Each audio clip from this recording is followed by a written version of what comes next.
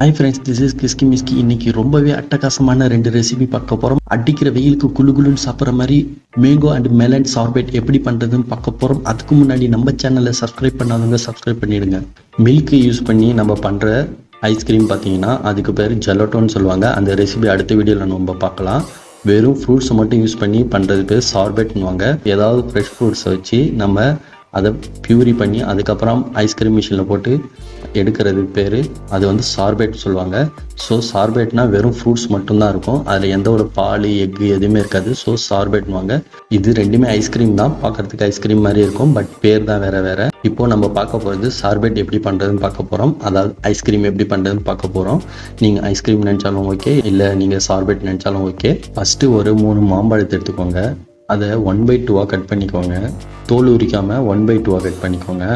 அதுக்கப்புறமா அந்த பழத்தில் ஸ்கியூவாக கட் பண்ணிக்கோங்க. இந்த மாதிரி ஒரு ஸ்பூனை வச்சு இந்த மாதிரி எல்லாத்தையும் எடுத்து விட்டிங்கன்னா எல்லாமே சின்ன சின்ன பீஸாக நம்மளுக்கு வந்துடும். நீங்கள் அதனால் பீல் பண்ணிவிட்டு இதை கட் பண்ணணுன்னு அவசியம் இல்லை. இந்த மாதிரி பண்ணிங்கன்னா உங்களுக்கு கொஞ்சம் ஈஸியாக இருக்கும். அதுக்கப்புறமா இதில் வந்து 1 ஸ்பூன் அளவுக்கு சுகர் சேர்த்துக்கோங்க.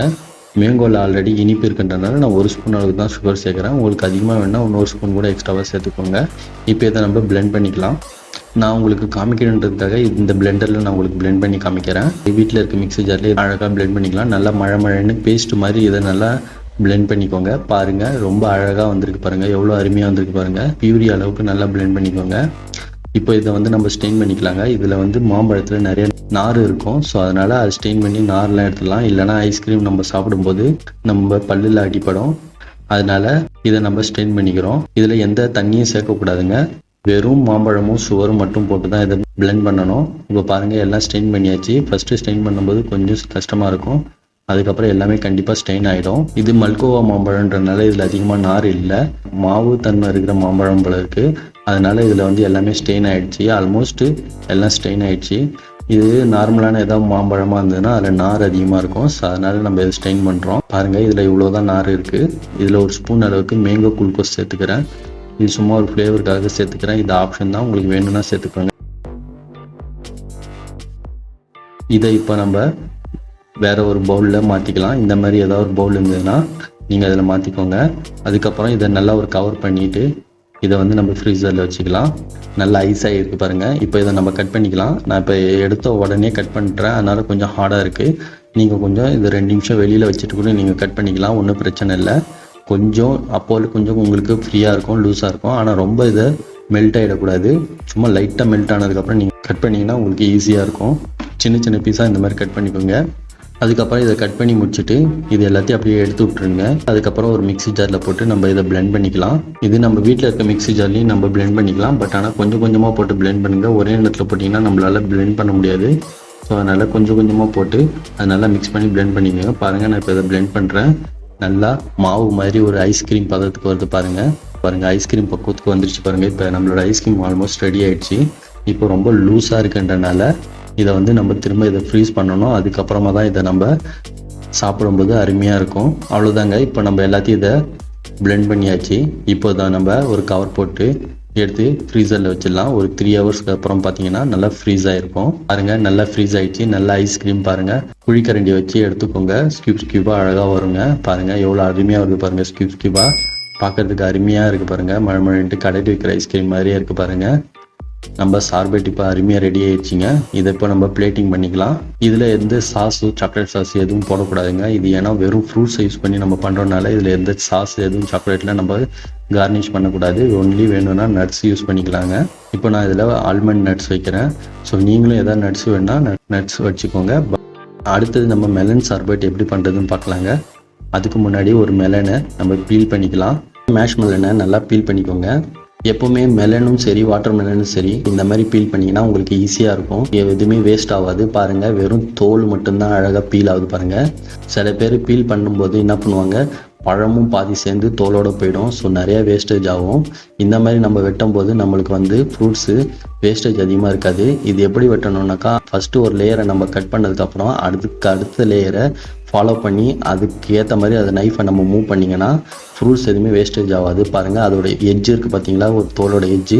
அதை பார்த்துக்கிட்டே அப்படியே அது உள்ள நைஃப் உள்ளே விட்டு கட் பண்ணாக்கா நம்மளுக்கு ஃப்ரூட்ஸ் வேஸ்டேஜ் ஆகாமல் ஒன்லி அதோட தோல் மட்டும் வெளில வருங்க. இந்த மாதிரி சின்ன சின்னதாக ஏதாவது கொஞ்சம் கொஞ்சம் இருக்கும். அதனால் அதை மட்டும் கட் பண்ணி ஃப்ரூட்ஸ் இப்போ பீல் ஆகிடுச்சு.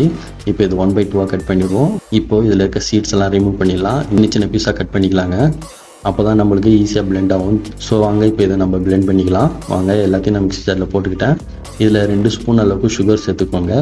ஏன்னா மெலனில் சுத்தமாக ஸ்வீட் இல்லை. ஸோ நம்மளுக்கு ஸ்வீட் இருந்ததுனாக்கா 1 ஸ்பூன் அளவுக்கு சேர்த்துக்கிட்டாலே போதும். இதை நீங்கள் மிக்ஸி ஜார்லேயும் போட்டு பிளெண்ட் பண்ணிக்கலாம். அவ்வளோதாங்க. நல்லா இந்த மாதிரி பேஸ்ட் மாதிரி வரணும். பாருங்கள், இப்பொழுது நம்மளோட மெலன் நல்லா ரெடி ஆகிடுச்சு, நல்லா மேஷ் ஆகிடுச்சு. இப்போ இதையும் நம்ம வந்து ஒரு ஸ்டெயினர் வச்சு ஸ்டெயின் பண்ணிக்கலாம். பாருங்கள், இதில் 2-3 பீஸு அடிப்படலை. அதனால தான் நான் உங்களை சின்ன சின்னதாக நல்லா கட் பண்ணிக்க சொன்னேன். நம்மளது ஒரு சில பீஸ் பெருசாக இருந்தனால சரியாக அடிப்படலை. இப்போ இதை எடுத்துடலாம்.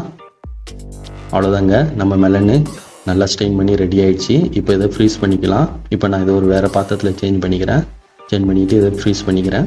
இது நல்லா ஃப்ரீஸ் ஆகிடுச்சு பாருங்கள். இதையும் நல்லா சின்ன சின்ன பீஸாக கட் பண்ணிக்கிறேன்.